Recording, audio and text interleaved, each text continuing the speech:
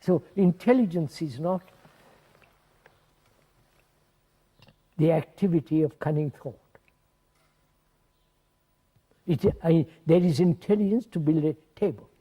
Yes, but intelligence can use thought, as you were saying, often said, right? Intelligence can use thought. Yes, or thought can be the action of intelligence, would you put it that way? Yes. Or it could be the action of memory. Huh? That's it. Either the action is born of memory, and therefore memory is limited, therefore thought is limited, and it has its own activity, which then brings about conflict. Yes.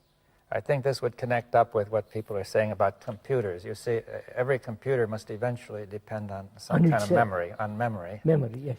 which is put in, or else programmed, and that must be limited, right? Of course. Because now, therefore, when we operate from memory, we are not very different from a computer. Or the other way around, perhaps the computer is not very different from us. Say once, a Hindu has been programmed for the last 5,000 years to be a Hindu. Or in this country, you're being programmed as British. Or as a Catholic, or a Protestant. Yes. So we're all programmed up to a certain extent. Yes. Now then we could say that you're bringing in the notion of an intelligence which is free of the program, which is creative perhaps. Yes, that's right. And that intelligence has nothing to do with memory and knowledge.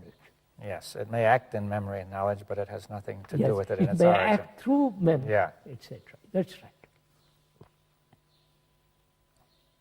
And how do you find out whether it has any reality, not just imagination and romantic nonsense? How do you find out? To come to that, one has to go into the whole question of suffering, whether there's an ending to suffering. And as long as suffering and fear and the pursuit of pleasure exist, there cannot be love. Yes, well, there are many questions there. Now, the first point is, say, suffering, or including pleasure, fear, and suffering, and I suppose we could include anger and violence and greed in there. Of course, otherwise... yes. Now, we could say that all those, we're saying, first of all, that all those are the response of memory. Yes. They're nothing to do with intelligence. All part of thought and memory. And that as long as they are going on, it seems to me that intelligence cannot operate in thought. That's right. Or through thought. So there must be a freedom from suffering.